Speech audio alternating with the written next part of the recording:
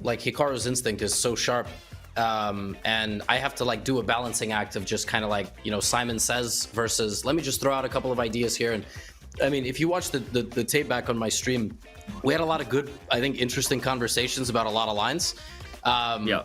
But it's life, right? Like at this one moment in the middle game on the 25th move, like knight f5, if I just kind of Simon Says it, we would have had a very stable game. But we had a conversation about like putting this rook on g4, trading it, and I was like, we're going to get the knight to f5, and they have 30 seconds, and I was very optimistic. And I mean, yeah, of course, once we get into the endgame, I loved our position, but then they created a bit of counterplay. And even here, I mean, I just thought they were going to repeat about 5 times, but they kept pushing. And I guess our defensive task was a bit more complicated, even though they only had 16 seconds. So even here, I thought, okay, they're just going to play themselves into a loss, but it was really tough for us to get our pawns rolling. So that's life. Well, Hikaru, like you said, it was for the content, right? You're playing this event for the content, and here you had this rook g4 idea rather than knight g4. That moment there, we ended up getting the rook sack content we wanted, but objectively, you felt like that is still a decent idea though for white, regardless of the content.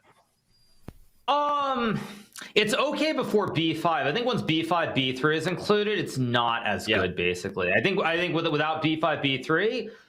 It's probably completely fine. I think once b5, b3 happens, it's still okay, but it's kind of on the edge. And yeah, it's just a difficult position, I think. And credit to them for playing h4, because h4 is not an obvious move to play, because white's never really threatening to play h4 himself. So credit goes for playing that h4. I think probably the critical moment was when they found this rook h8, rook h7 idea, because without that, it definitely felt like it was going our way.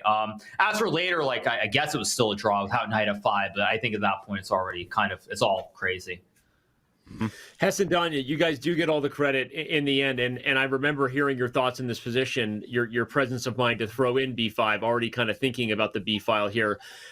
Obviously, objectively, the position was crazy. Engine says it could have gone either way, but when did you guys think, like, oh, wait, like, when did you first think, oh, we might have a chance to win this, Dania or Hess? I'll add my 2 cents. Yeah, I mean, I think that when we got into the c6 line in the King's Indian, I felt pretty confident out of the opening. I felt really optimistic. Then kind of I personally came down to earth. We spent, like 6 minutes, like we just could not, it's like you're sitting in a restaurant and you just cannot decide between those 2 menu items. I don't remember exactly what moment it was, Robert. I think it was, which move did we spend like 7 minutes on? I think it was rook g6. It was rook g6, which you ended up making the right decision, by the way. You guys were this close to playing g4. Yeah, which, okay, according to the computer is bad, but practically is interesting, and that's the thing with the King's Indian. So once we spent 6 minutes, I was really, really pessimistic because the position remains so complicated. It's going to be complicated for the rest of the game, and we've got, 1 minute. But, all credit to Robert. He, didn't go for the draw. Obviously, when we got into that endgame, I started getting really excited. When we finally managed to trade all the pieces without blundering a fork. When we traded the knights, when our knight got to e6, there were moments when Robert was that close to making a draw, but somehow he was able to execute the move. And, I apologize to Robert and to fans if I was obnoxious. I really didn't mean to be.